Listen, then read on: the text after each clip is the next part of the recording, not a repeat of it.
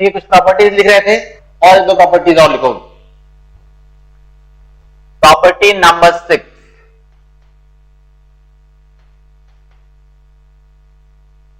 ये जो एनसीआर है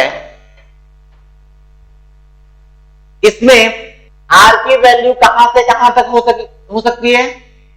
0 1 2 3 करते हुए n तक।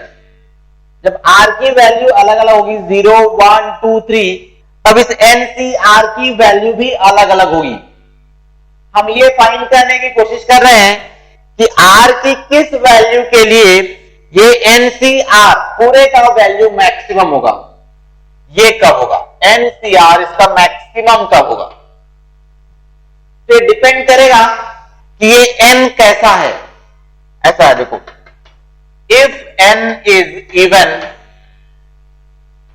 देन एनसीआर मैक्सिमम कब होगा? जब NC this R is equal to n/2। R जब हम लिखेंगे n/2, ये तब मैक्सिमम होगा। और if n is odd then NCR की मैक्सिमम दो वैल्यूज होंगी, दोनों बराबर होंगी। कौन से? एक तो होगा NC(n-1/2), मतलब R की वैल्यू क्या हो गई? n-1/2, और दूसरी जाएगी NC(n+1/2). ये दोनों ही वैल्यू मैक्सिमम वैल्यूज हैं एनसीआर के, अगर n ऑड है तो। ठीक है,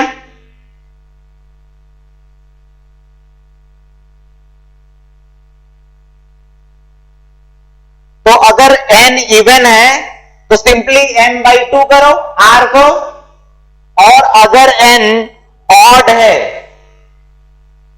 तो एक बार n-1/2, क्योंकि डायरेक्ट n/2 तो नहीं कर पाओगे ना, ऑड/2 फ्रैक्शन में आ जाएगा।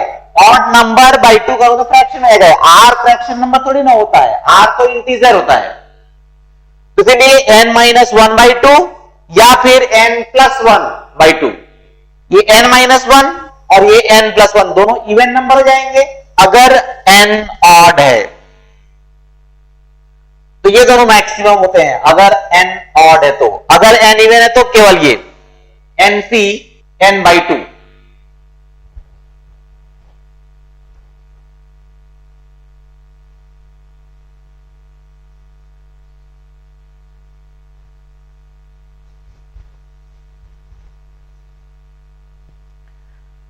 चलो देखते हैं, क्वेश्चन करते हैं।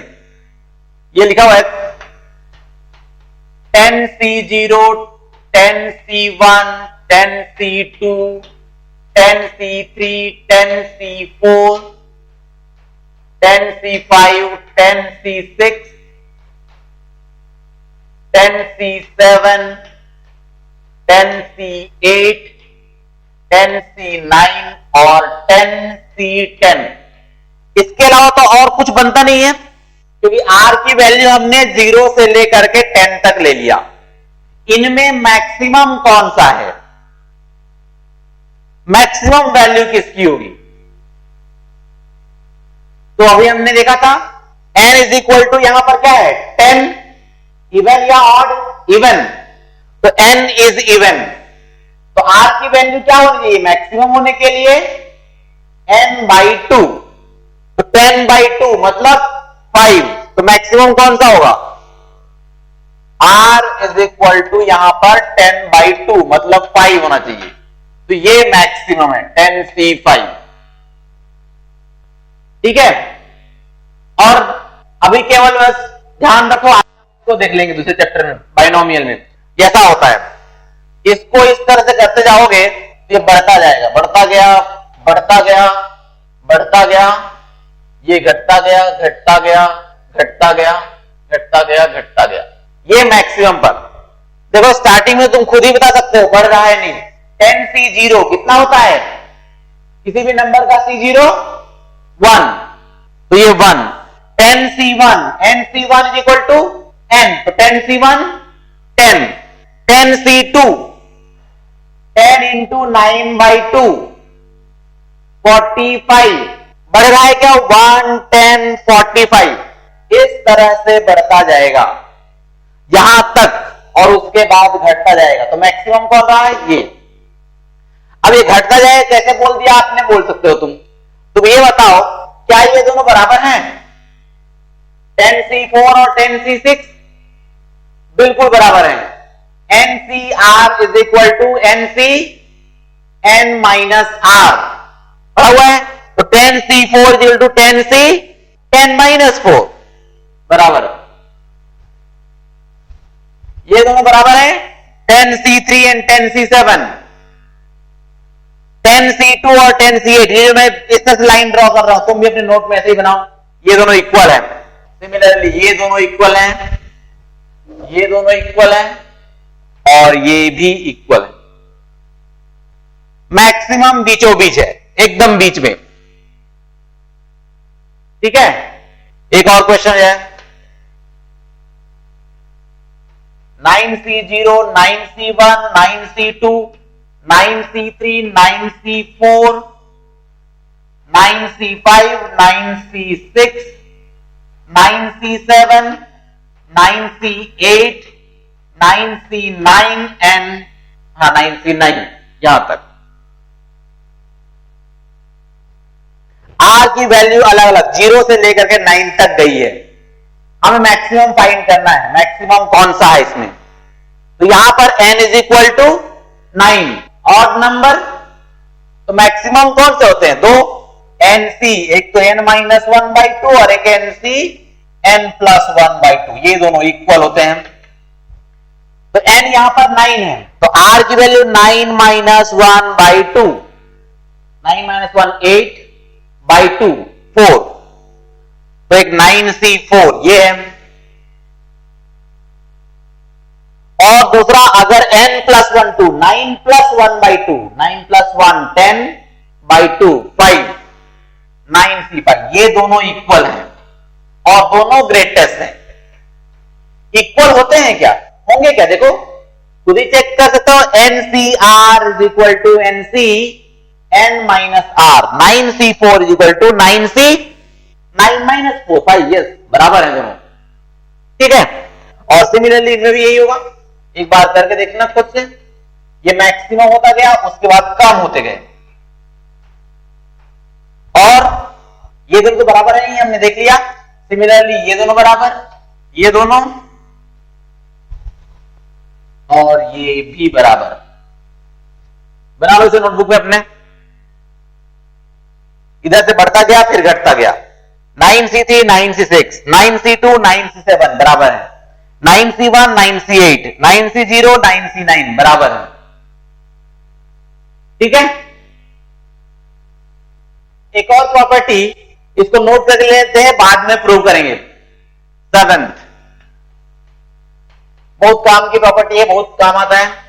ये है NC0 plus NC1 plus NC2, इस तरह से लिखते लिखते सबका सम लेते हुए NCN तक, NC0 से लेकर के NC1 plus NC2 plus NC3 करते करते NCN तक कितना होगा, अभी केवल याद रख लेंगे 2 की पावर n, ऐसा होगा। मतलब क्या है, एक एग्जांपल लिखते हैं 5C0 plus 5C1 plus 5C2 plus 5C3 plus 5C4 plus 5C5, ये बनते हैं पूरे 6 टर्म्स 6 टर्म्स। इनका सम इस फॉर्मूले के हिसाब से कितना होना चाहिए, n इज इक्वल टू क्या है यहां पर 5, तो इस फॉर्मूले के हिसाब से ये 2 की पावर 5 मतलब 32 होना चाहिए। एक बार कर देख सकते हैं, कैलकुलेट करना कोई बड़ी बात नहीं है। 5C0 कितना होगा 1, 5C1 5, 5C2 5 इंटू 4/2 10, अब 5C3 उतना ही जितना 5C2, ये दोनों बराबर, ये 5C2 ये 10 देखो 5C4 is equal to 5C1, तो ये अगेन 5 हो गया और ये 5C5 NCN अगेन 1, देखो ऐड करके देखो 32 आएगा। 6, 16, 26, 31, 32 बिल्कुल सही है। ठीक है, बाद में प्रूव करेंगे। नेक्स्ट हेडिंग डालेंगे fundamental principle of counting. Fundamental principle of counting.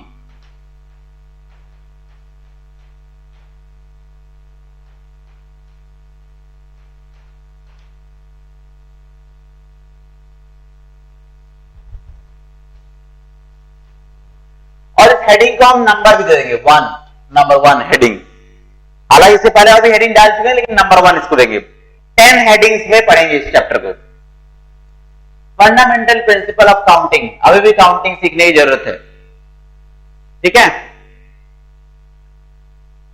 चलो बताना कितने नंबर्स मैं लिख रहा हूं।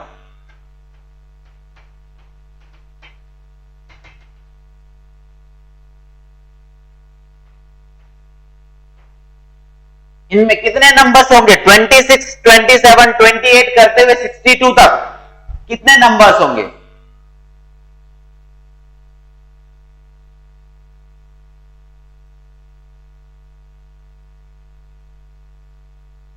$36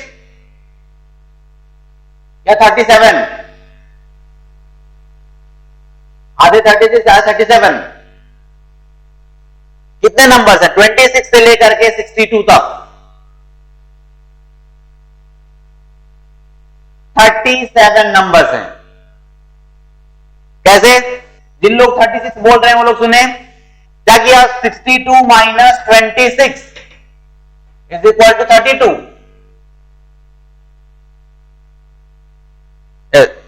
सॉरी 32 या 36। अगर ऐसा होता तो उस हिसाब से 1, 2, 3 करते करते 10 तक कितने नंबर्स लेते? 10 माइनस 1 मतलब 9 नंबर्स होते हैं। 9 नंबर्स होते हैं क्या? 10 ना। तो इसीलिए अगर नंबर ऑफ नंबर्स या नंबर ऑफ टर्म्स करना है तो 10 माइनस 1 से बात नहीं बनेगी, एक और करो +1, एक ज्यादा होता है तो 10 हो जाएगा। यहां भी इतने नहीं बल्कि +1 एक और है। 37 नंबर्स हैं, 26 से लेकर के 62 तक 37 नंबर्स आर देयर। ठीक है, महीने की 7 तारीख से लेकर के 19 तारीख तक, 7 से लेकर के 19 तक, 7 से लेकर के 7 को काउंट करना है, 13 डेज होंगे। 19 माइनस 7 एंड +1। जब तुम 19 माइनस 7 कर रहे हो तो किसी एक दिन को छोड़ रहे हो, या तो स्टार्टिंग वाले को या लास्ट वाले को। अगर हम सिंपली माइनस कर देंगे तो किसी एक नंबर को काउंट नहीं कर रहे हैं हम। तो नंबर ऑफ नंबर्स या नंबर ऑफ टर्म्स काउंट करना है तो दिस माइनस दिस और 8 + 1 काउंट करना है हमें।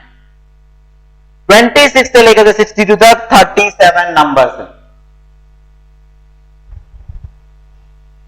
चलो ये तो ऐसे ही।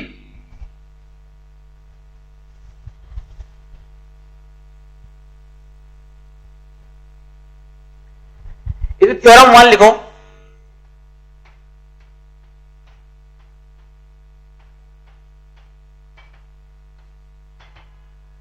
इसको हम ऐसा फंडामेंटल प्रिंसिपल ऑफ एडिशन बोलते हैं। Fundamental principle of addition.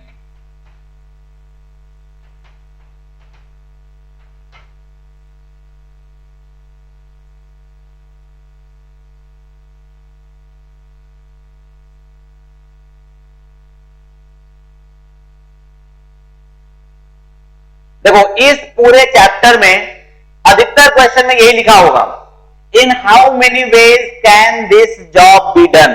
In how many ways can this be done. तो वो जो लिखा होगा इन how many ways can this be done, उसको हम कहें कि मेन जॉब। इस जॉब को हम कितने वेज में कर सकते हैं, और उसको हम तोड़ के देखेंगे पार्ट्स में, तो हमें पता लगेगा उसको हम अलग अलग पार्ट्स में कर सकते हैं। और वो पार्ट्स कैसे होंगे? कभी तो उस जॉब को करने के लिए सभी पार्ट्स को करना पड़ेगा, सभी पार्ट। मान लो मेन जॉब के 5 पार्ट्स, सारे पार्ट्स को करने पड़ेंगे। और कभी ऐसा होगा कि मेन जॉब करने के लिए किसी एक पार्ट को करो तो जॉब हो गया, ऐसा होगा। ठीक है, तो देखना पड़ेगा कि हमें मेन जॉब करने के लिए पार्ट में से किसी एक को करने की जरूरत है या सभी को करने की जरूरत है। ठीक है, चलो लिखो, थ्योरम लिखो। If job J1 can be done in m ways, if job J1 can be done in m ways and job J2 can be done in n ways, job J2 can be done in n ways, then the number of ways in which job J1 और job J2 or job J2 can be done is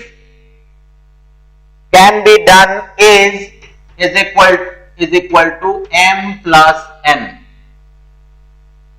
इस और word को underline कर लो। If job J1 can be done in m ways and job J2 can be done in n ways, then job J1 or job J2 can be done in m plus n ways। तो जैसा मैंने कहा कि कभी तो main job को करने के लिए दो पार्ट्स में से किसी एक पार्ट को कर देने से ही बात बन जाएगी, और कभी दोनों को करना पड़ेगा। अभी हम मान के चल रहे हैं हमें कोई भी एक पार्ट कर देंगे तो जॉब हो गया है, ऐसा हम मान रहे हैं। ठीक है, चलो एक क्वेश्चन करते हैं फिर क्लियर होगा। क्वेश्चन लिखो।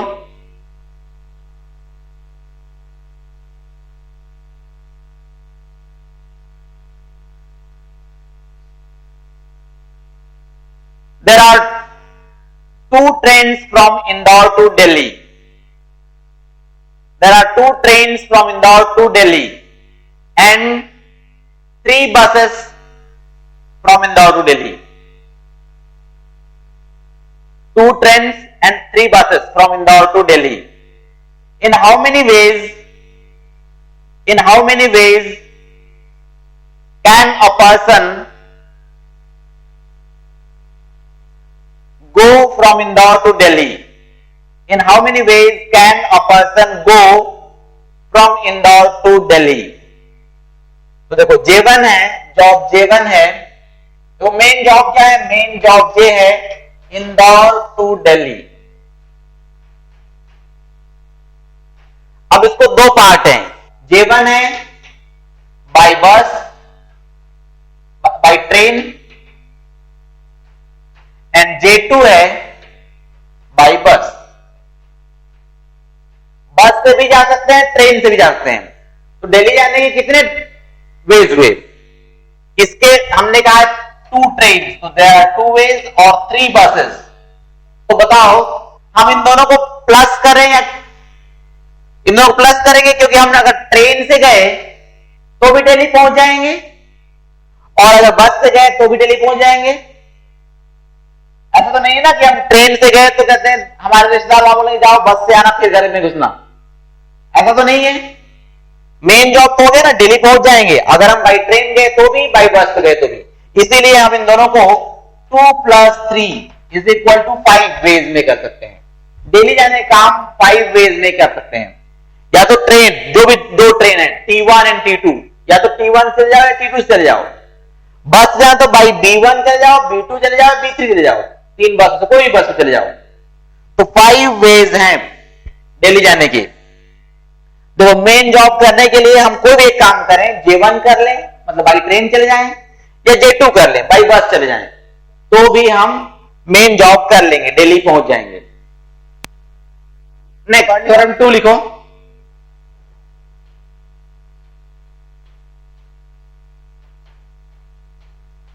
इसको हम कहते हैं फंडामेंटल प्रिंसिपल ऑफ मल्टीप्लीकेशन।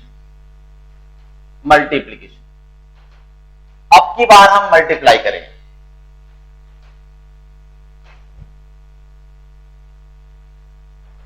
लिखो, if job J1 can be done in m ways,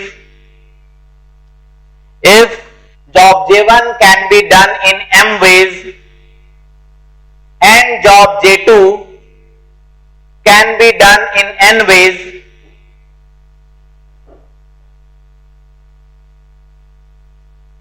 then the number of ways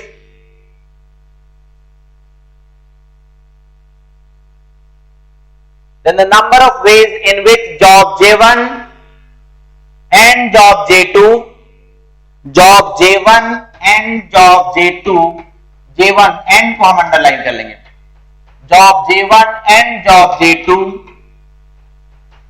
can be done in,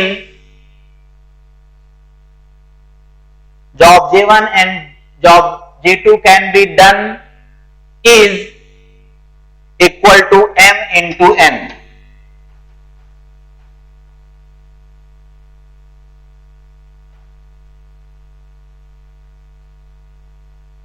If job J1 can be done in m ways and job J2 can be done in n ways, then the number of ways in which job J1 and job J2 can be done is equal to m into n.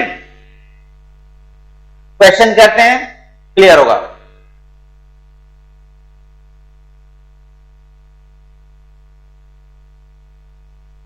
There are two trains from Indore to Kota.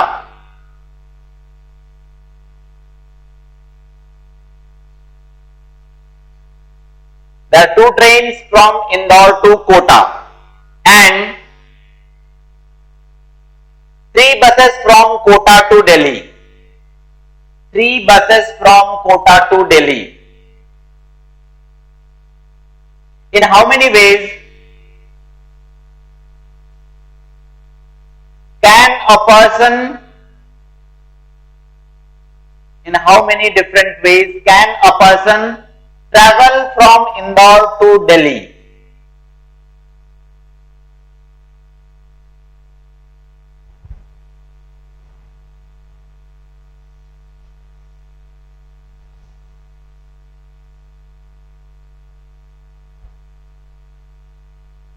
देखो, main job है इंदौर से दिल्ली जाना, from Indore to Delhi, ये main job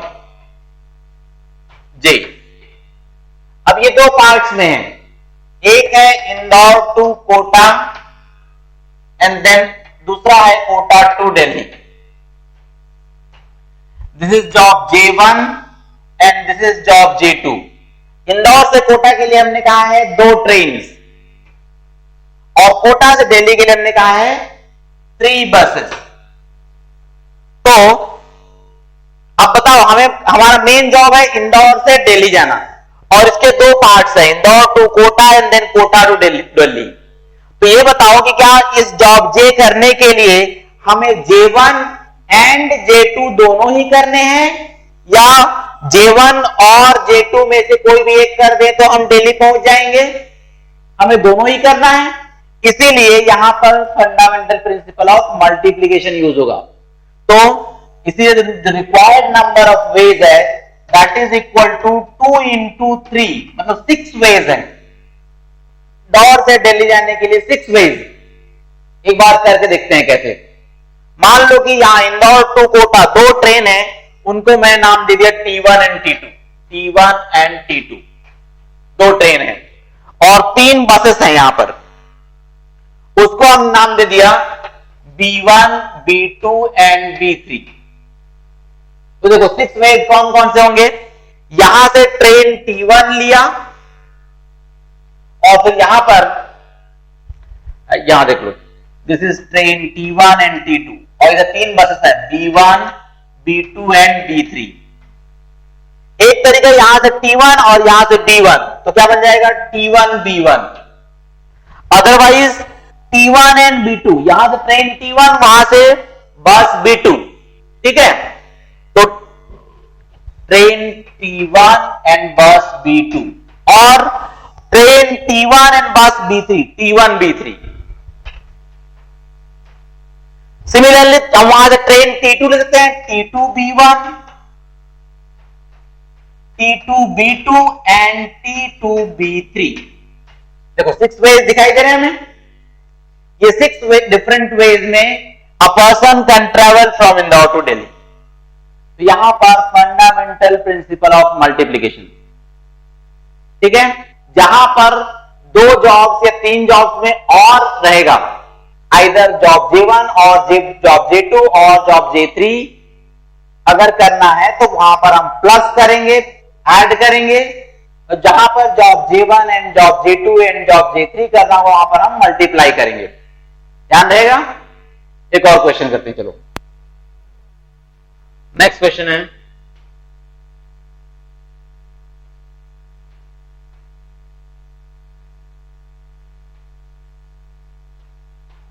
A, B, C and D, 2, 3, 2 and 4। ये diagram बनाओ।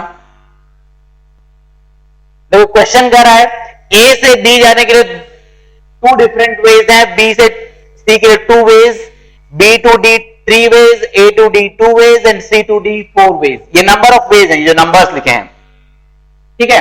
Question है in how many different ways, question लिखो, in how many different veg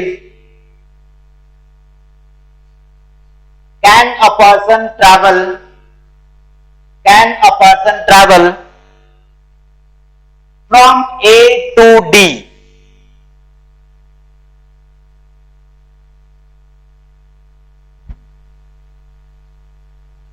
ये डिफरेंट सिटीज हैं और ये डिफरेंट वेज हैं। ये Allahabad, Bombay, Calcutta and Delhi. In how many ways can a person travel from Allahabad to Delhi. ठीक है, करो फिर से। देखो वो डायरेक्ट ए से डी जा सकता है चाहे तो, या फिर A B and then D, A से बी, बी से डी, और ए से बी, बी से सी एंड सी से डी। ए से बी, बी से सी एंड सी से डी। तो ए टू डी कितने वेज हैं? 2 ways. A to B 2 ways and B to D 3 ways. A to B 2, B to C 2 and this 4 ways. तो A to D अगर direct गया तो only 2 veg. अगर ए से डी जा रहा है तो यहां पर क्या करोगे? देखो ए से बी जाना है, देन पहले ए टू बी जाना है एंड फिर बी से डी जाना है, एंड ये भी यहां जाना है तो यहां भी जाना है। तो 2 into 3 6 वेज। और इसमें A to B, B to C and C to D सारे जॉब करने पड़ेंगे, इसीलिए यहां पर 2 into 2 into 4 16 वेज। अब इन सबको 2 वेज, 6 वेज और 16 वेज को मल्टीप्लाई करोगे या ऐड करोगे? ऐड करेंगे, क्योंकि अगर तुमने इनको कहा job J1, job J2, job J3 अगर ऐसा नाम दिया तो कोई भी एक काम कर लो, J1, J2 और J3 में से मेन जॉब तो हो जाएगा, डी पहुंच जाओगे, ए से डी। ये देखो इसमें भी ए से डी पहुंच रहे हैं, यहां भी ए से डी। कोई भी एक काम कर लो, किसी भी एक तरीके से जाओगे, डायरेक्ट ए टू डी या वाया बी और via B and C both, कोई भी करोगे तो डी पहुंच जाएंगे। इसीलिए हम इनको प्लस कर रहे हैं, आइदर J1 और J2 और J3 करना है हमें। तो main job A to D हो जाएगा, तो इनको ऐड करेंगे।